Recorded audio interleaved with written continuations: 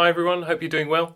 I just thought I'd put a quick video together. A few people have been asking about the studio that I finished recently, or the drum room, which I do all my noise making in. So I thought I'd just give you a quick tour, just show you what's in here, how we put it together, etc. So I'll just quickly pan around the room. We've got the drum kit just down here at the far end. Obviously no windows or doors on that far wall. At the other end is more of a lounge stroke chill out area. So we've got TV down here,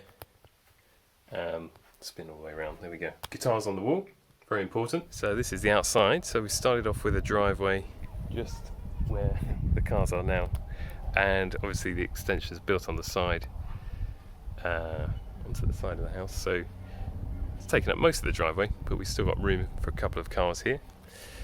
It took altogether, well, we started in October and the studio was finished sort of around March time, so 5-6 months, and yeah, it's working very well. The studio is our new master bedroom, which has a nice high ceiling, and I'll just pan around quickly so you can see a bit of what it looks like.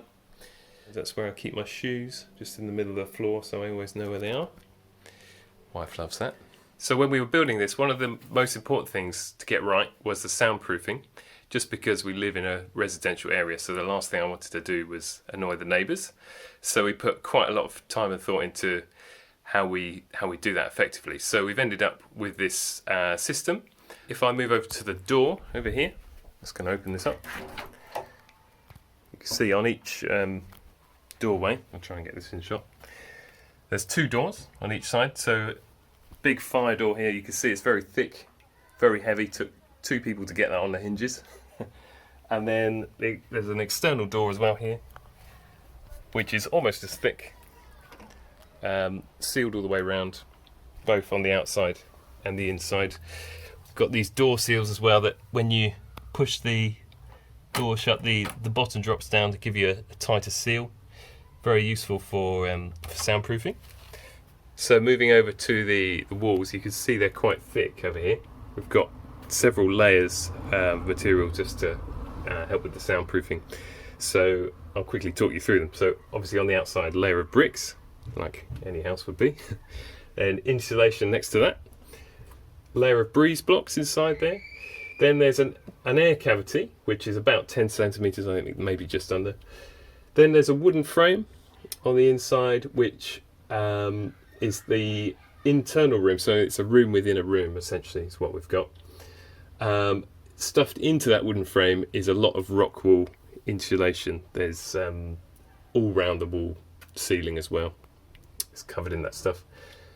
On the outside of that, then we've got the Genie Clip system, which is great. It's basically suspends the plasterboard on the joist rather than them being fixed directly to the wooden joist. There's rubber insulation in between, which allows the whole frame to move and absorb vibration, which is really effective for soundproofing. And then on that we've got the plasterboard, a layer of rubber membrane, it's about 5mm thick, I think, quite heavy stuff, which again is great for blocking sound.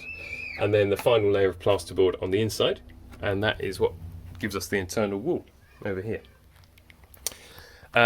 And then we've got exactly the same thing on the ceiling, only difference being that we're not I haven't got the rubber membrane because it's very heavy, and the plasterboard is a slightly different design. It's actually got some bits of sand and stuff like that in it, which absorbs again the sound waves as they go through. The ceiling is all suspended as well, the same way that the walls are. Done a similar thing with the windows. We've got two triple glazed windows in this frame. One on the outside, which is a fairly typical sort of, you'd see it in any house. And then on the inside, got another frame with this tilt and turn window. So you can shut the window this way, but then you can drop it down like this for a bit of airflow through the top as well. Obviously, when I'm drumming in here, I tend to keep the windows shut. And actually having basically 6 layers of glass between inside and outside, it works really well. You can't really hear a lot of the drums on the outside when all the windows are shut.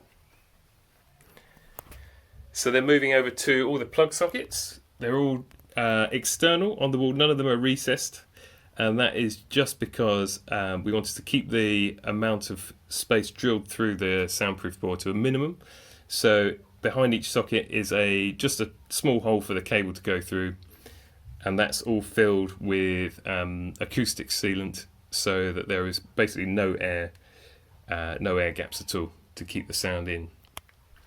And then over to the lights up here, exactly the same principle. So we could have had them recessed, but that would involve drilling a big hole up into the roof. So just drill a small hole for the cable to come through, lights mounted on the ceiling, and then all internally sealed again with the acoustic sealant. These things I put on the wall. I've just made some acoustic panels out of some of the leftover materials that we had. So all this is very simple. It's just Hessian fabric, ordered off eBay, very cheap, put onto a MDF frame, and inside the frame is just a piece of the Rockwool insulation that was used inside the walls as well, and it's done a great job actually. I've just put them all the way around. I've got quite a few. I did some bass trap panels as well for the corner. Just try and get over to here, which fills the corner. Done one of those in each corner all the way around. And moving over to the gear I've got at the moment. I've been busy collecting microphones. It's a very expensive habit though, wouldn't recommend it. So far I'm using SE microphones. I've got these two overheads up here. This is an SE 2200A, and it's a great microphone actually for an overhead. So a pair of those above the kit. Down on the toms, as you can see, I started off using these AKG clip-on ones, which are great for live playing, but for recording they just weren't really cutting it. So I then purchased these SE1A microphones, which again are good actually. The sound's much better. The only problem I'm having is they don't have a pad built in, so if I'm playing loud they do tend to struggle a bit with that, but generally the sound they give is pretty good. Bass drum, you can just about see inside the bass drum is the AKG 112 mic in there. It's a fairly standard mic. SM57 on the snare drum.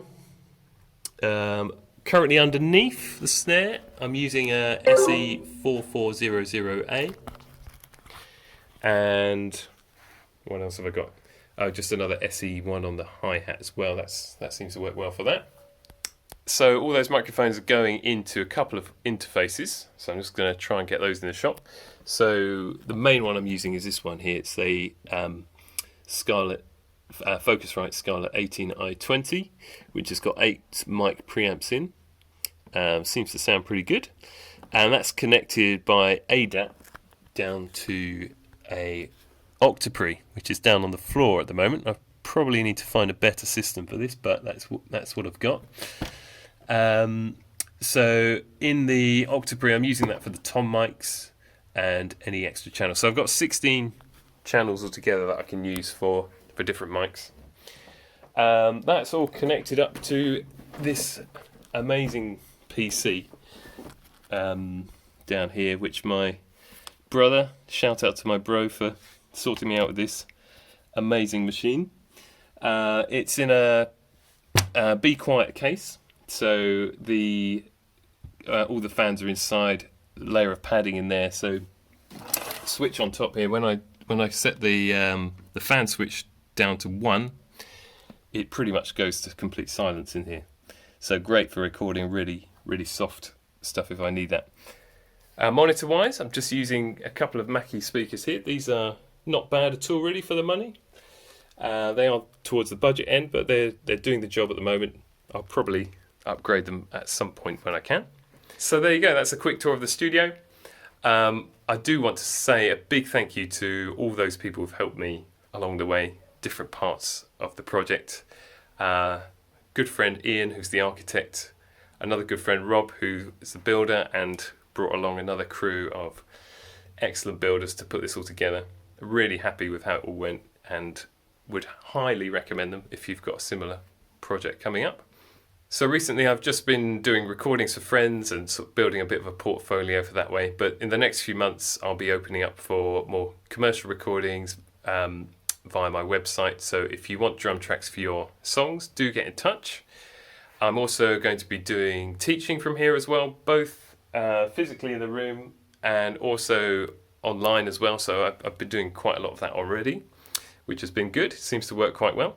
So there you go. Thanks for watching. And if you do have any questions about the build or anything you'd like to know a bit more, do get in touch. I'll be really happy to try and answer your questions. And yeah, enjoy the sunshine.